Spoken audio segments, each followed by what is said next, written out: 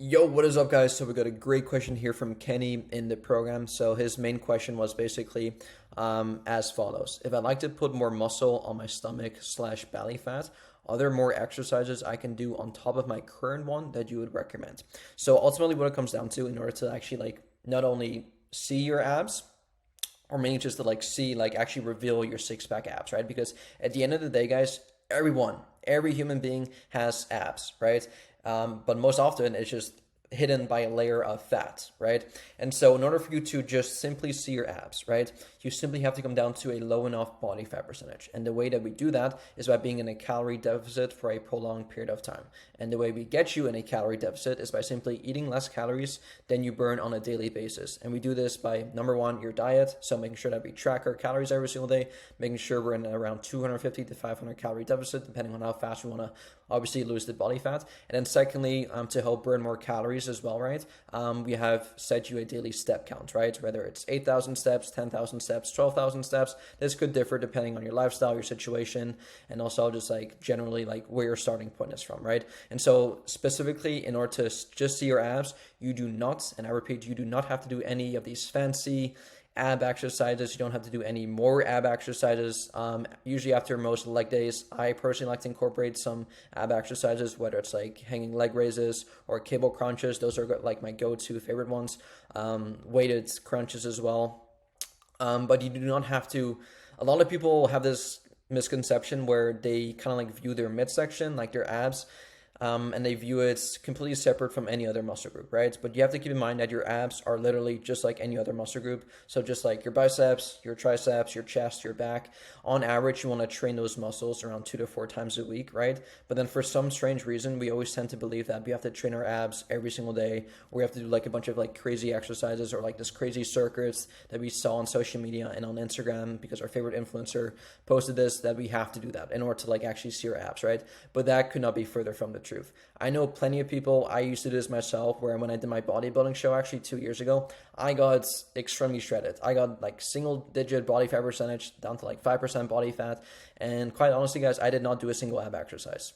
I did not do a single one, right? And the reason for that, my abs were extremely popping, and even indirectly through some exercises, especially like the compound lifts, like the squat, the deadlift, the overhead press, right? Like all these like core main lifts that kind of like involve multiple muscle groups, and also like your stabilizing muscle groups. Your core, aka like your abs, your midsection, your rectus abdominis, is indirectly going to be involved in that, right? So even through like other exercises where you're trying to like stabilize yourself, especially the squats, even like dumbbell curls as well, your abs are like indirectly being hit by that as well. So doing more than what's already part of your program is not going to be beneficial at all. It's just by you doing more ab exercises, it's not going to magically melt away more of the body fat around that area. Another huge misconception a lot of people have is that by doing more crunches, they will burn more fat around that midsection, right? But you cannot spot reduce where the fat comes from. This is mainly just a genetic thing. So a lot of people, as they go along their fat loss phase, they're losing weight every single week,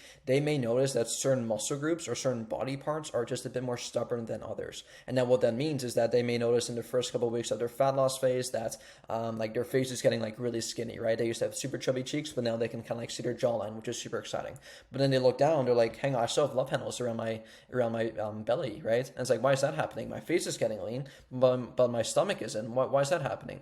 Well, that's mainly just a genetic thing, right? The exact opposite actually happens to me. I noticed that like my midsection is relatively lean most of the time, even at a higher body fat percentage, and it's like one of the first things to go. Whereas I noticed that my face, the fat around my face tends to like be the lagging parts, the most stubborn parts, right? Which I cannot do anything about that, right? No one can do anything about that. That's mainly just a genetic thing, and you cannot fix that. I'm not gonna just chew gum all day long so I can burn more fat around my jawline. Like, no, it doesn't happen. But people apply that exact same idea to just doing tens of thousands of crunches every single day, thinking and hoping to themselves that, oh, if I just keep doing more crunches or keep doing more ab exercises, it will eventually, like, I will just lose more fat around that area.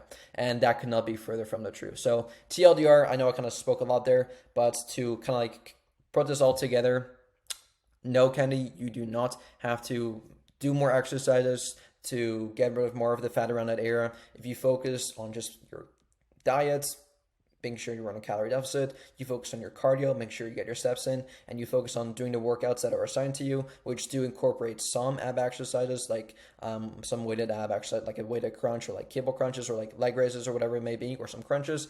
If you just do those 2 to 4 times a week, usually after your leg workouts, right, of around 3 to 5 sets on average, you're going to be, that's more than enough, right? Again, your abs are just like any other muscle group. You do not have to train them every single day, just like you wouldn't train your legs every single day, or your chest every single day. That won't be responsible. That'll be stupid, right?